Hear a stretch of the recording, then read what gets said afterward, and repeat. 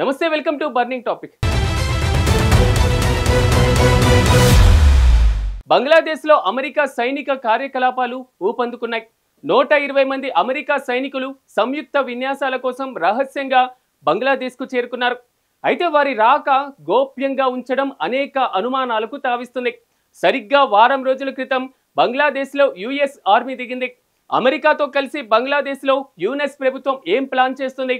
అసలు బంగ్లాదేశ్లో US army చేపట్టినటువంటి సీక్రెట్ మిషన్ ఏంటి? వారి టార్గెట్ ఏంటి? రిపోర్ట్లు ఏం చెప్తున్నాయి?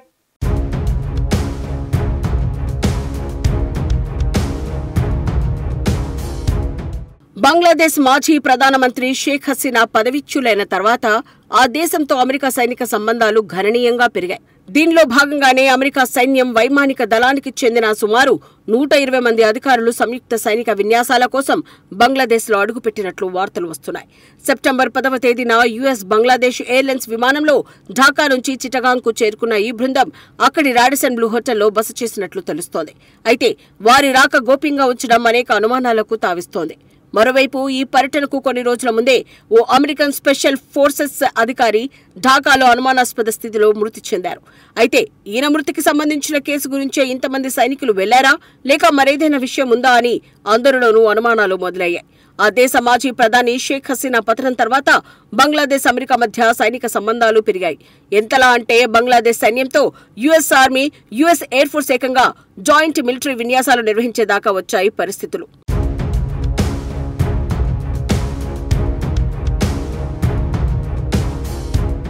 ఈ పర్యటనకు సంబంధించి ఆసక్తికరమైన అంశాలు బయటపడ్డాయి.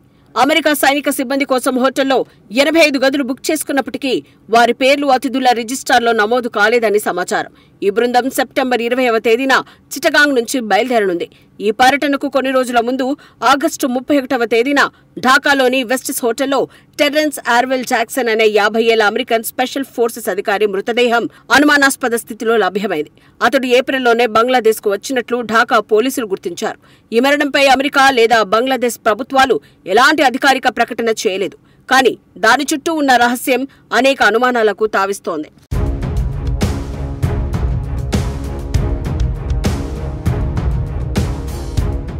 బంగ్లాదేశ్లో అమెరికా సైనిక బలగాల ఉనికి గురించి పరిశీలిస్తే సెప్టెంబర్ 14వ తేదీన ఈజిప్షియన్ వైమానిక దళానికి చెందిన ఒక రవాణా విమానం చిటగాంగ్లోని షాహ్ అమానత్ అంతర్జాతీయ విమానాశ్రయానికి చేరుకుంది.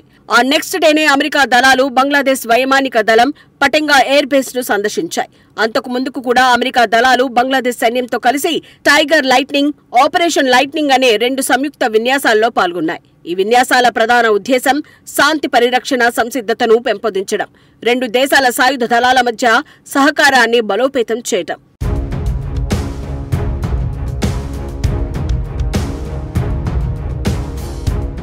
గతేడాది ఆగస్టులో మాజీ ప్రధాని షేక్ హసీనా ప్రభుత్వంపై జరిపిన హింసాత్మక నిరసనల తర్వాత ఆమె అధికారాన్ని కోల్పోయారు. ఆ తర్వాత అధికారంలోకి వచ్చిన మహమ్మద్ యూనస్ నేతృత్వంలోని తాత్కాలిక ప్రభుత్వం అమెరికా, వాషింగ్టన్లతో సైనిక వ్యూహాత్మక సంబంధాలను మరింత ముమ్మరం చేసింది.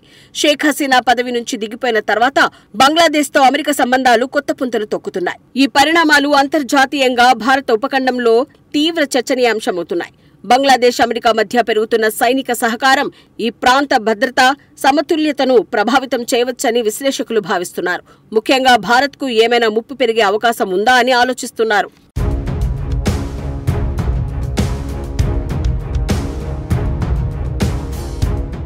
యూనస్ ప్రభుత్వం పశ్చిమ దేశాలకు మరింత దగ్గరవుతున్న తరుణంలో ఈ పర్యటనలు, విన్యాసాలు కేవలం సాధారణ సైనిక శిక్షణ కోసం మాత్రమేనా, లేదా దీని వెనుక మరేదైనా వ్యూహాత్మక ఉద్దేశం ఉందా అనే ప్రశ్నలు తలెత్తుతున్నాయి.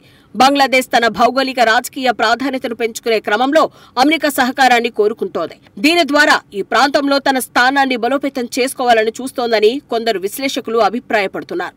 మొత్తం మీద బంగ్లాదేశ్ రాజకీయ మార్పు తర్వాత ఈ ప్రాంత భద్రతా సమీకరణాల్లో అమెరికా కీలక పాత్ర పోషించబోతోందని చెప్పడానికి ఈ పరిణామాలు నిదర్శనంగా నిలుస్తున్నాయి.